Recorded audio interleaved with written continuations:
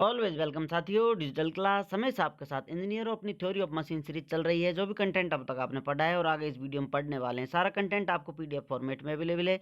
जिस तरह से मैकेनिकल इंजीनियरिंग जनरल नॉलेज की सीरीज कंप्लीट अवेलेबल है, इन नोट्सों का इस्तेमाल आप SSC, RRB, state, JEE, GATE, BTech, AMI के एग्जामिनेशन के लिए कर सकते हैं। इससे पिछली वीडियो में विद्वानों हमने जाना था क्लींस कंस्ट्रक्शन के बारे में, किस प्रकार आप आसानी से वेलोसिटी डायग्राम की पूर्ति कर सकते हैं। उसकी जगह होने वाले डाटा को आप कहीं और किसी और मेथड से इस्तेमाल कर सकते हैं। इसके लिए आपको इस डायग्राम को अच्छे से समझना होगा, कौन सी वेलोसिटी किस प्रकार शो की जाती है, किस प्रकार से किस वेलोसिटी का कौन सा रेशियो लगाया जाता है। तो ये सब आप कर पाएंगे, बार बार प्रैक्टिस करेंगे तो ये सब आसान हो जाएगा आपके लिए। क्लींस कंस्ट्रक्शन फॉर एक्सेलरेशन डायग्राम। अब तक आपने देखा था वेलोसिटी डायग्राम हम ड्रॉ कर रहे थे, किस प्रकार आसान कर दिया था क्लींस कंस्ट्रक्शन। उन्होंने कंस्ट्रक्शन कर दे दिया, किस प्रकार से आप बना दीजिए, आपकी प्रॉब्लम सॉल्व है चुटकियों में। अब आते हैं, क्या एक्सेलरेशन डायग्राम भी बड़ी आसानी से बनाया जा सकता है? तो उसके लिए जानते हैं साथियों एक्सेलरेशन डायग्राम किस प्रकार से क्लींस ने कंस्ट्रक्शन किया था। पहले हम जानेंगे अपना जो कन्वेंशनल मेथड है, किस प्रकार से हम एक्सेलरेशन डायग्राम ड्रॉ करते हैं, फिर किस प्रकार आसान कर दिया था एक्सेलरेशन डायग्राम को भी आसानी से क्लीन ने ड्रॉ कर दिया था। तो वो सब जानेंगे। सबसे पहले जान लेते हैं वही मैकेनिज्म अपना फिक्स लिंक है। इस फिक्स लिंक में क्रैंक लगी हुई है, कनेक्टिंग रॉड लगी हुई है, स्लाइडर लगा हुआ है जो इस प्रकार एक्स डायरेक्शन में मूव कर सकता है, मोशन कर सकता है। क्रैंक रोटेशन मार सकती है, ये सब आप जानते हैं। अब जैसा कि हम जानते हैं एक्सेलरेशन डायग्राम हम ड्रॉ करते हैं, मैकेनिज्म को कैपिटल लेटर से, वेलोसिटी को स्मॉल लेटर से, एक्सेलरेशन को डैश लगाकर स्मॉल लेटर में हम एक्सप्रेस करते हैं। अब जितने फिक्स पॉइंट होते हैं, यदि यहाँ डी होता तो फिक्स पॉइंटों को हम किसी एक पॉइंट पर ड्रॉ कर लेते हैं, ए डी इस प्रकार से। तो हमने फिक्स पॉइंट को यहाँ पर ले लिया है, ए डैश इसका नाम दे दिया है। ए से हम बी की तरफ जा रहे हैं या फिर बी पॉइंट पर स्टडी कर रहे हैं, तो नीचे की तरफ यदि ये रोटेशन कर रहा है एंगुलर स्पीड से, एंगुलर वेलोसिटी से, तो रेडियल डायरेक्शन में एक्सेलरेशन लगता है। तो इस डायरेक्शन में परपेंडिकुलर लाइन या कहें पैरेलल लाइन या इस लाइन को उठा लिया जाए तो यहाँ हम ड्रॉ करते हैं जो रेडियल एक्सेलरेशन बताएगी पॉइंट बी का ए के सापेक्ष। तो हमने एक लाइन ड्रॉ कर ली है। एक्सेलरेशन के फॉर्मूले से, गिवन डाटा से आप ये मैग्नीट्यूड डायरेक्शन आपने देख लिया है, इस प्रकार ड्रॉ कर सकते हैं। तो एक लाइन आपने ड्रॉ कर ली है। अब आप आ जाते हैं पॉइंट बी पर। क्योंकि इसमें एंगुलर स्पीड कांस्टेंट है तो टेंजेंशियल एक्सेलरेशन होगा नहीं, तो टेंजेंशियल एक्सेलरेशन नहीं है तो अपना सिंपल यही बी पॉइंट हो जाता है। नीचे जो आपको पाया है इस पॉइंट को बी बोलेंगे।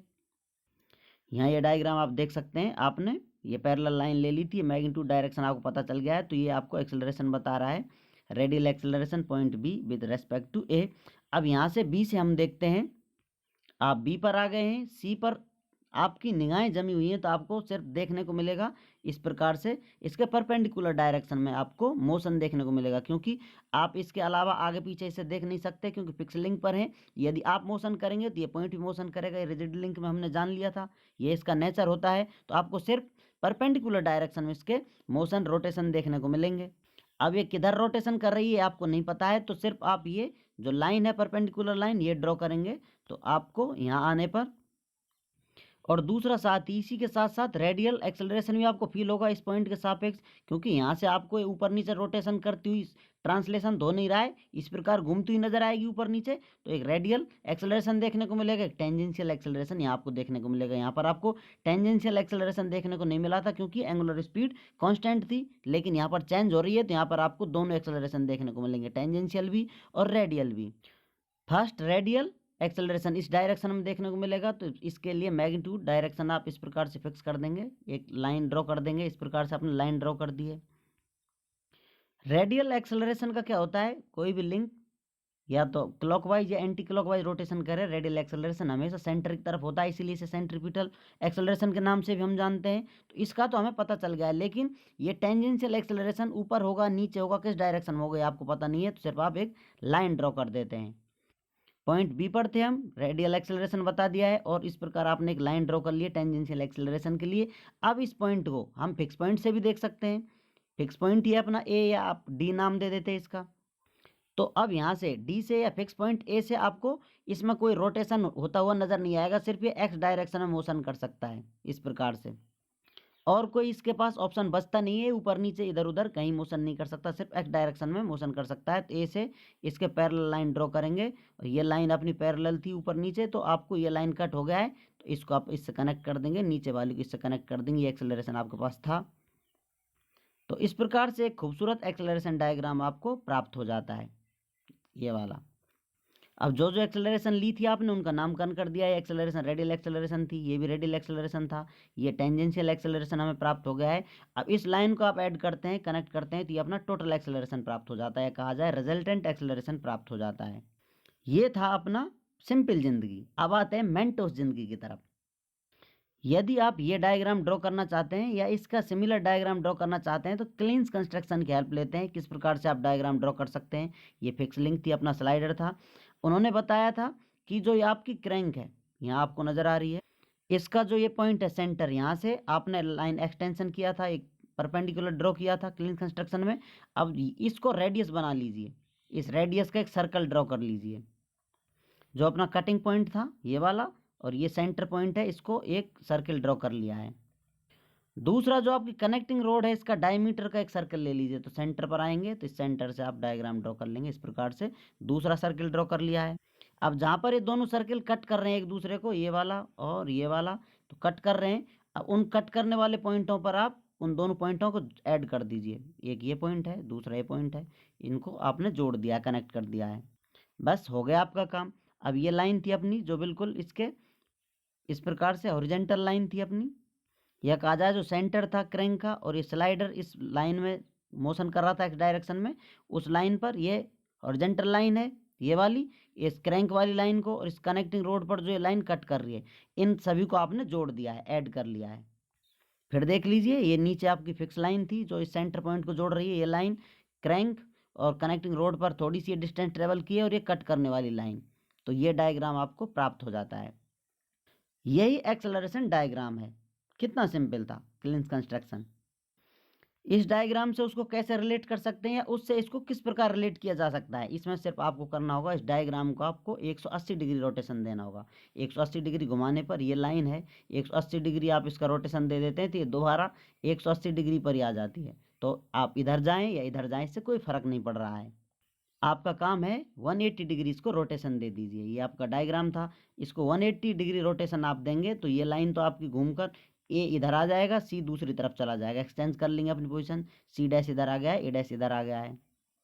पूरे डायग्राम को रोटेट कर दिया जाए तो इस प्रकार आपको देखने को मिलेगा। इसे आप बारीकी से समझें, पहचानें और ड्रॉ करें तो आपको समझ में आएगा एक्चुअल ऐसा ही हो रहा है। तो यहाँ पर ये डायग्राम ड्रॉ कर लिया है। ये डायग्राम किसके सिमिलर है, ये डायग्राम सिमिलर है सेम, ये जो आपको डायग्राम नज़र आ रहा था ये सेम डायग्राम आपको यहाँ देखने को मिल रहा है, जो इसको 180 डिग्री रोटेट करने पर प्राप्त हुआ है। तो अब जैसा बताया था आपको, सिमिलर इमेज आपको देखने को मिले तो उनमें रेशियो सेम होता है साइडों का। ये वाली साइड ली जाए ए से बी वाली, अब यहाँ पर इसका मैग्नीट्यूड आपको पता है, तो ये वाली साइड इन दोनों का रेशियो सेम होगा। इसी प्रकार सभी साइडों का रेशियो सेम होता है, जैसा आपको पिछली वीडियो में बताया था। और जैसा कि हम जानते हैं एक्सेलरेशन का रिलेशन, एंगुलर स्पीड का relation, radial acceleration point B किसके सापेक्ष बात की जा रही है, ए का, radial acceleration of point B with respect to A divided by A B. यह रेडियस होती है, ये ओमेगा स्क्वायर के बराबर होती है। सिंपल ये फॉर्मूला हम जानते हैं, एक्सेलरेशन हमने स्टार्ट किया था वहाँ पढ़ लिया था। जैसा पिछले इमेज में आपने देखा था similar diagram as A B O N, यहाँ पर जो डायग्राम है सिमिलर नज़र आ रहा है तो ये सिमिलर साइडों वाला रेशियो इसमें लगाएंगे जो ऊपर आपको डायग्राम में नज़र आ रहा था। तो आपको सिमिलर रेशियो पुट करने पर वैल्यू प्राप्त होती है। Radial acceleration point B with respect to a divided by ab, radial acceleration of point c with respect to b divided by ob, tangential acceleration of point c with respect to b divided by on या n o कर सकते हैं आप इसे।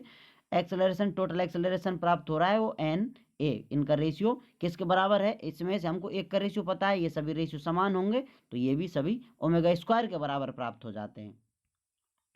ये ratio किस प्रकार लिखे गए हैं, ये ए सी डिवाइडेड बाई किसके बराबर होगा, एन ए के बराबर होगा। अब यहाँ पर आपको ये टेंजेंशियल एक्सेलरेशन है, इसका मैग्नीट्यूड पता है, ये किसके बराबर होगा, इस लाइन के रेशियो के बराबर होगा, एन ओ के या ओ एन के बराबर। तो इस प्रकार ये वैल्यू पुट की गई है। अब इस डायग्राम में आप देखें और समझें, किन्हीं कारणों की वजह से ये वैल्यू जीरो हो जाए तो यहाँ पर ये वैल्यू जीरो हो जाएगी तो पॉइंट डायरेक्ट इस प्रकार मिलता, या ये वैल्यू जीरो हो जाए तो ये पॉइंट इस प्रकार मिलते। तो इनमें से कुछ वैल्यू चेंज हो सकती है, कुछ वैल्यू हटाकर दी जा सकती है। यदि इनमें से वैल्यू दे दी जाए ओ बी की, if O B is equal to zero, O B को जीरो कर दिया जाए तो आपका रेडियल एक्सेलरेशन भी जीरो हो जाएगा, क्योंकि जो ओ बी लाइन है, ये ओ डैश बी डैश वाली लाइन है, ये क्या बता रही है आपको, रेडियल एक्सेलरेशन बता रही है पॉइंट सी का बी के सापेक्ष में। अब ये लाइन जीरो होगी तो यहाँ पर रेडियल एक्सेलरेशन नहीं होगा। और जैसा हम जानते हैं रेडियल एक्सेलरेशन 0 हो तो इसको आप कह सकते हैं नो रोटेशन। यहाँ पर रोटेशन नहीं हो रहे होंगे, रेडियल एक्सेलरेशन नहीं है। At this instant connecting rod angular speed is equal to 0, तो वहाँ पर एंगुलर स्पीड 0 होगी, तो वहाँ पर प्योर ट्रांसलेशन हो रहा होगा। जैसा आप डायग्राम देखना चाहें, इस इंस्टेंट पर यदि इसकी जो रेडियल एक्सेलरेशन 0 हो जाता है तो आप कह सकते हैं इस क्षण पर ये प्योर ट्रांसलेशन कर रहा होगा, मोशन नहीं कर रहा होगा, ऊपर नीचे मोशन नहीं कर रहा होगा। उम्मीद करते हैं विद्वानों वीडियो में दी गई अब तक की जानकारी आपको अच्छे से समझ में आई होगी। अभी भी आपका कोई कन्फ्यूजन है तो आप हमसे कमेंट कर पूछ सकते हैं। साथियों आप चाहें तो कॉन्टैक्ट कर सकते हैं, कॉन्टैक्ट लिंक आपको वीडियो डिस्क्रिप्शन में मिल जाएगा। वीडियो को अंत तक देखने के लिए, चैनल को सपोर्ट करने के लिए आपका दिल की गहराइयों से बहुत बहुत धन्यवाद। मिलते हैं नेक्स्ट वीडियो में। जय हिंद, वंदे मातरम।